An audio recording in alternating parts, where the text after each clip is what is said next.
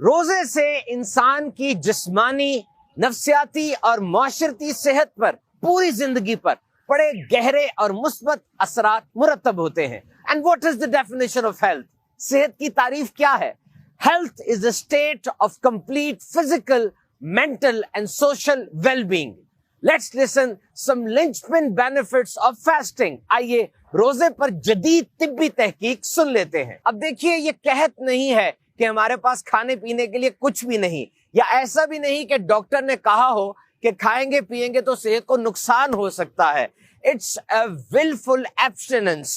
روزے کے بارے میں کہا جاتا ہے کہ it's refraining from eating and drinking at your own will for a definite period of time۔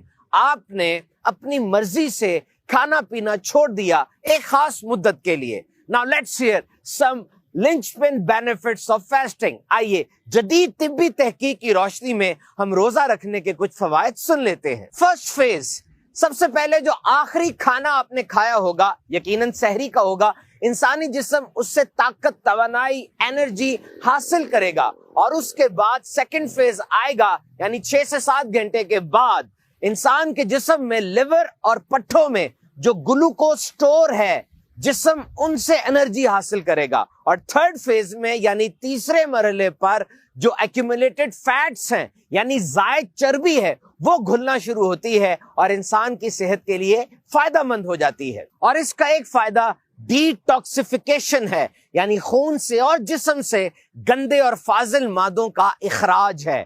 جب کھانا نہیں کھایا تو انسان کے خون میں بیٹر لیول آف انڈورفنز بڑھ جاتے ہیں۔ یہ وہ ہارمون ہیں جو انسان کی اچھی ذہنی اور نفسیاتی صحت کے ضامن ہوتے ہیں۔ ریمیٹائڈ آرتھرائٹس یعنی جوڑوں کی سوجن اور پینکریٹائٹس یعنی لبلبے کی سوجن میں روزے کے دوران بہت فائدہ ہوتا ہے۔ بہرحال یاد رکھیے، ہر بیماری کی صورت میں مستند ڈاکٹر سے ضرور رجوع کریں۔ Under proper medical supervision, fasting has proven to be a simplest and surest way to shell out excessive fats with minimal side effects۔ اچھے انداز سے اور احتیاطوں کے ساتھ اگر روزہ رکھا جائے، یہ بہترین طریقہ ہے موٹاپا کم کرنے کے لیے۔ زائد چربی نہ صرف ختم ہوتی ہے بلکہ انرجی میں یعنی طاقت میں تبدیل ہو جاتی ہے۔ اب جو کھانا پیٹ میں نہیں تو جسم کو بہت سے کام کرنے کا موقع مل جاتا ہے، جن میں پاور آف امیونٹی یعنی قوت مدافعت ہے۔ روزے کے دوران اسمال انٹسٹائن اور لارج انٹسٹائن یعنی آنتوں کی قوت مدافعت میں بہت زیادہ اضافہ ہو جاتا ہے۔